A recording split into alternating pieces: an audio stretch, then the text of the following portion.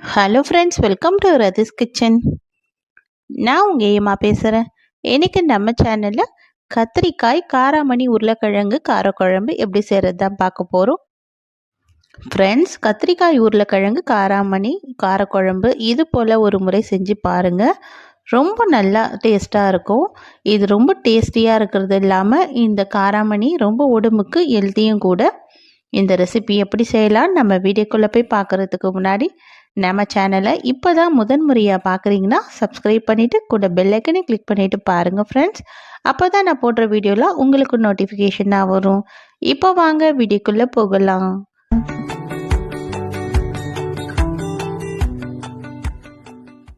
Friends, இந்த குழம்பு செய்கிறதுக்காக இப்போ ஸ்டவ்வில் ஒரு கடாய் வச்சுக்கலாம். இந்த கடாய் நல்லா சூடாகி வரட்டும். கடாய் நல்லா சூடானதுக்கப்புறமா இதில் 50 ml அளவுக்கு நல்லெண்ணெய் சேர்த்துக்கலாம். நல்லெண்ணெய் சேர்த்து செஞ்சோன்னா இந்த குழம்போட டேஸ்ட்டு ரொம்ப நல்லா இருக்கும்.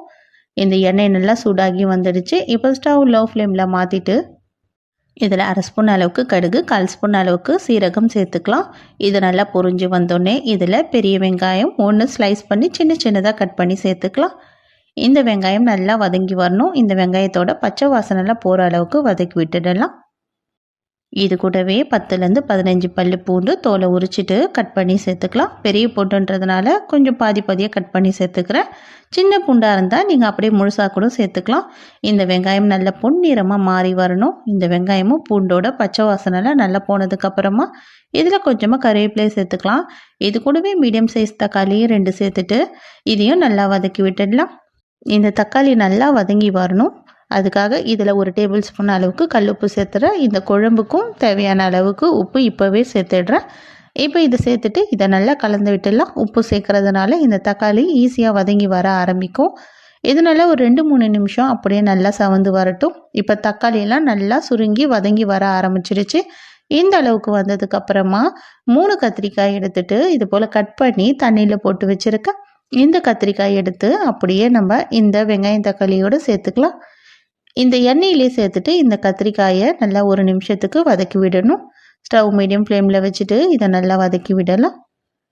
இப்போ கத்திரிக்காய் சேர்த்துட்டு நல்லா 1 நிமிஷம் ஆனதுக்கப்புறமா இதில் மீடியம் சைஸ் உருளைக்கிழங்கு 1 தோலை சீவிட்டு இதையும் தண்ணியில் போட்டு வச்சுருக்கேன். அந்த உருளைக்கிழங்கை சின்ன சின்னதாக கட் பண்ணி சேர்த்துக்கலாம்.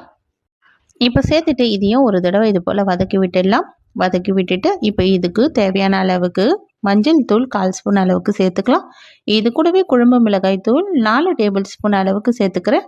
உங்கள் காரத்துக்கு ஏற்ற அளவுக்கு நீங்கள் குழம்பு மிளகாய் தூள் பார்த்து கூட குறைய சேர்த்துக்குங்க.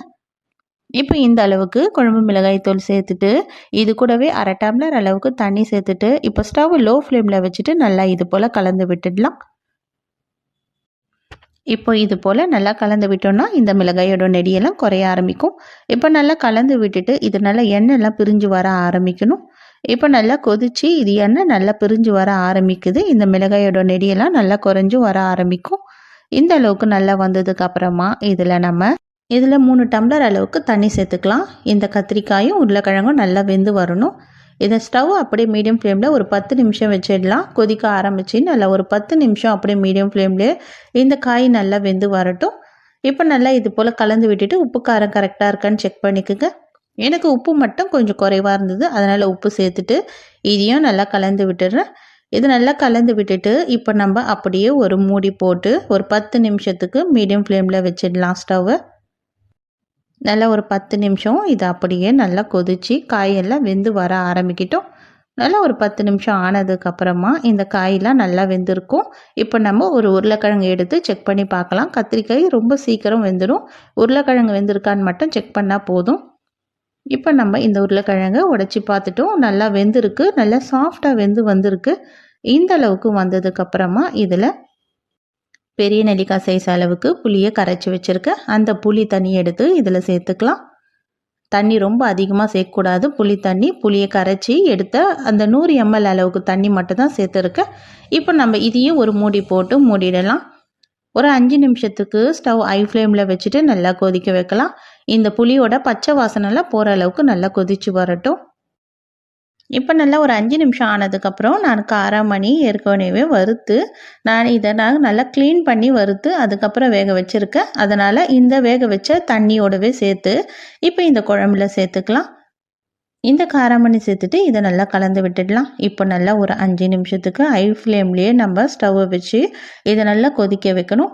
மூடி போட்டு ஒரு 5 நிமிஷம் நல்லா ஹை ஃப்ளேமில் கொதித்து வரட்டும். இந்த குழம்பு நல்லா திக்காகி வர ஆரம்பிக்குது இந்த நேரம். இப்போ நல்லா கலந்து பார்க்கலாம். இந்த குழம்பு ஓரளவுக்கு திக்காகி வந்துடுச்சு. இது ஆற ஆற இன்னமும் திக்காயிடும். நமக்கு இந்த ஸ்டேஜிலே ஸ்டவ் ஆஃப் பண்ணி விட்டாவே போதும். நமக்கு இது ஆறுனதுக்கப்புறம் இன்னும் நல்லா திக்காயிடும். காராமணியை இது போல் வேக வச்ச தண்ணியோடவே சேர்த்து நம்ம குழம்பு செஞ்சோன்னா குழம்போட டேஸ்ட்டு ரொம்ப அதிகமாக இருக்கும். இது போல் ஒரு முறை ட்ரை பண்ணி பாருங்கள் ஃப்ரெண்ட்ஸ். இப்போ நம்ம ஸ்டவ் ஆஃப் பண்ணிவிட்டு கொஞ்சமாக கொத்தமல்லி இலைகள் தூவிட்டு சர்வ் பண்ணலாம். நல்ல டேஸ்டியான கத்திரிக்காய் காராமணி காரக்குழம்பு ரெடி ஆகிடுச்சு. கண்டிப்பாக நீங்களும் ட்ரை பண்ணி பாருங்கள் ஃப்ரெண்ட்ஸ். இந்த மெத்தடில் நீங்கள் ஒரு முறை ட்ரை பண்ணி பார்த்துட்டு எப்படி இருக்குன்னு எனக்கு மறக்காமல் கமெண்ட் பண்ணுங்கள். இந்த வீடியோ பிடிச்சிருந்தால் லைக் பண்ணுங்கள். மறக்காமல் நம்ம ரதீஸ் கிச்சனையும் சப்ஸ்கிரைப் பண்ணிவிடுங்க. தேங்க்யூ.